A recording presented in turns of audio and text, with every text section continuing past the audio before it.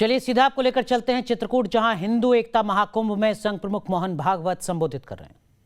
कोई तो एक होगा, हाँ, तो बोले उसका तो ऐसा है कि जो पहले अंदर जाएगा वो राजा बनेगा, उसकी पार्टी को राज्य तंत्र मिलेगा। आपके ये सब खेल बंद करने पड़ेंगे हम। तो बोले अच्छा, आप लोग राजा बनने वाले हो, राजा कौन बनेगा? तो बोले हम। अरे हम यहाँ सब थोड़ी बनते, कोई तो एक होगा। हाँ, तो बोले उसका तो ऐसा है कि जो पहले अंदर जाएगा वो राजा बनेगा, उसकी पार्टी को राज्य तंत्र मिलेगा। तो बोले पहले अंदर जाएगा यानी कौन?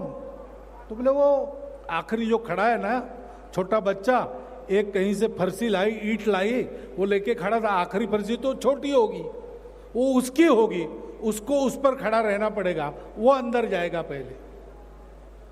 तो नारद मुनि ने कहा, ये कैसे भैया, सबसे बड़ा काम तुमने किया, दूर हिमालय से लेके आए, यहां पर तुमने बिछाया, और राजा वो बनेगा? उसने तो कुछ भी नहीं किया, पास ही पड़ी थी किसी पड़े हुए घर की, वो उठा के ले आया। तो नहीं, खेल का नियम है।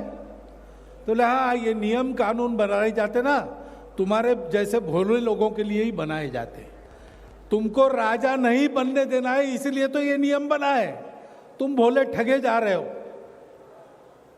तो उसने कहा ऐसे कैसे? तो बोले जो क्या, सबसे पुराने तुम हो, सबसे बड़ा काम तुमने किया, सबसे ज्यादा परिश्रम तुम्हारा है, तुम नीचे इस पर खड़े हो तब तक ऊपर बनता रहेगा, और अब राजा बनने का चांस आ गया तो तुमको कुछ नहीं।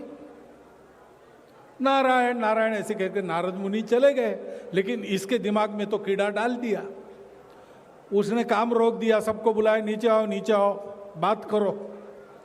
पूछा उसने, राजा कौन बनेगा? तो बोले भाई राजा जो पहला जाएगा वो जाएगा, छोटा बच्चा। तो बोले वो कैसे बनेगा, वो तो छोटा बच्चा है, सबसे कम काम, कुछ आता जाता कुछ नहीं, मैं पुराना हूं, इतने सालों से काम कर रहा हूं, ये पैड़ी लाई है मैंने, सबसे ज्यादा परिश्रम मेरा है।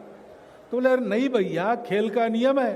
तो बोले ऐसा खेल हमको नहीं खेलना, आप मुझे राजा बनाओगे तो मैं खेलूंगा, नहीं तो नहीं खेलूंगा। उन्होंने कहा ये हो नहीं सकता भाई, नियम है, ब्रह्मा जी ने बनाया है, कोई नहीं उसको तोड़ सकता। तो बोले ठीक है, फिर हमको खेलना नहीं, हमने अपना सामान लाया था वो लेते हैं और हम घर वापस जाते हैं। उसने अपना वो बड़ा पत्थर निकाल लिया और घर चला गया, उधर सारा गिर गया। तात्पर्य है कि हमको अगर ऐसा होना है, पूरे समाज को एक करना है, तो अहंकार को भूलकर, स्वार्थ को छोड़कर, निर्भय होकर और मजबूरी से नहीं प्रेम से अपनों के लिए काम करना पड़ेगा। यहां पर प्रभु रामचंद्र जी ने जो प्रतिज्ञा की थी, निश्चरहीन करऊ मही भुज उठाए प्रण कीन, वो कोई अपने लिए नहीं की थी, उनका कोई संबंध नहीं था। 14 साल जैसे तैसे जंगल में गुजारते, वापस जाते, अयोध्या का राजा बन जाते। राक्षसों से झगड़ा मोल लेके सारे कष्ट ही तो भोगे, लेकिन ये झगड़ा उन्होंने खुद को मोल लिया, वो स्वार्थ का काम नहीं था, उसमें अहंकार भी नहीं था। हर बार उन्होंने शक्तियों की पूजा की है, संतों की पूजा, सबके सामने नम्र हुए। और एक रामायण में तो कहानी ऐसी है कि रावण को बाण लगा, मृत्यु भूमि पर पड़ा है, रणभूमि में, तो लक्ष्मण जी को राम कहते हैं कि जाकर रावण को नम्रता पूर्वक प्रणाम करो और राज्य प्रशासन की विद्या उससे सीख लो, वो सबसे बड़ा विद्वान है। इस नम्रता के साथ उन्होंने काम किया, निस्वार्थ बुद्धि से किया, उनकी कोई मजबूरी नहीं थी ये करने की। और राक्षसों से, अधर्म से लड़ाई करते समय उनके मन में भय भी कुछ नहीं था।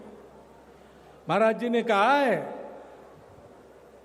धर्म के विग्रह रूप राम के जैसा बनने से प्रारंभ करना पड़ेगा।